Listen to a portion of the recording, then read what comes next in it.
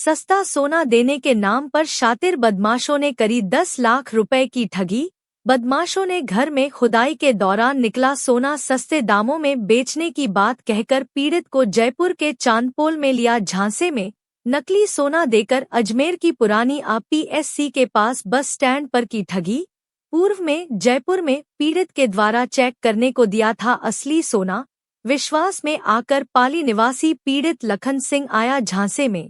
अजमेर की पुरानी आरपीएससी स्थित बस स्टैंड पर नकली सोना थमा के 10 लाख लेकर हुए चंपत। पीड़ित के द्वारा सिविल लाइन थाने में दर्ज करवाया मुकदमा। प्रार्थी लखन सिंह पुत्र गोपाल सिंह निवासी ग्राम पाली थाना बगड़ जिला अलवर ने रात को एक प्रार्थना पत्र पेश करके धोखाधड़ी संबंधी प्रकरण दर्ज कराया।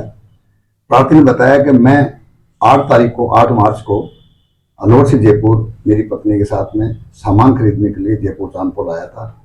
उस दौरान एक व्यक्ति मुझे मिला और मुझे बताया कि ये जो सिक्के हैं जो हमें खुदाई के दौरान ठेकेदार के पास में हम काम करते मिले हैं, तो ये चांदी के हैं क्या? तो प्रार्थी ने कहा भाई लग तो चांदी जैसे ही रहे। तो कहा आप किसी से चेक करवा दो क्योंकि हम तो बाहर के हम जानते नहीं। तो प्रार्थी ने कहा आप अपने तरफ से प्रयास कर लो, नहीं हो तो फिर मेरे ये मोबाइल नंबर है, इनसे आप ले लो और नहीं मिले तो मुझे बता दो।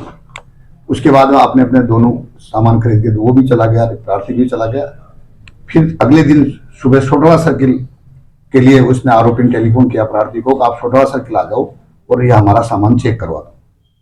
तो प्रार्थी सोटवा सर्किल जयपुर चला गया और प्रार्थी को कहा कि इन सिक्कों के अलावा मेरे पास में पीली धातु के आइटम भी है जो भी हमें खुदाई के दौरान मिला था। तो उसमें से थैली में से 3 मोती निकाल कर प्रार्थी को आप इनको पहले चेक करवा लो। प्रार्थी ने वहां पे किसी अपने जानकार सुनार को चेक किया तो वो पीली धातु का जो आइटम था सोने का था। तो प्रार्थी को विश्वास हो गया। प्रार्थी ने कहा ठीक है ये सोने के ही हैं। तो कितने की है? तो उसने कहा ये 25 से 30 लाख रुपए हम देंगे। तो प्रार्थी ने कहा ये तो ज्यादा है, आप बताओ पैसे। तो लास्ट में कहा आप ऐसा करो 10 लाख रुपए हमें दे देना।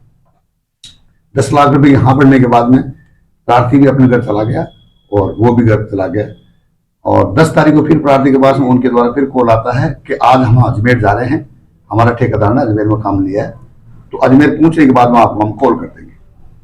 तत्पश्चात 11 तारीख को प्रार्थी के पास में कॉल जाता है और 11 तारीख को कॉल जाने के बाद प्रार्थी को टाइम देते हैं कि अब अजमेर बस स्टैंड पे 11 तारीख को हमें आप 12 बजे मिल जाना, हमारा ठेकेदार यहाँ काम ले लिया है। तो प्रार्थी अपनी पत्नी और अपने एक दोस्त के साथ में अजमेर बस स्टैंड आता है और बताए अनुसार जो उसको सोना बताया था सोडाला में, उस बताया अनुसार सोने की करीब 1.5 किलो वजनी जो पीतल था उसको देख करके और प्रार्थी को कहा घर जाकर चेक करना या बीच रास्ते में चेक मत करना।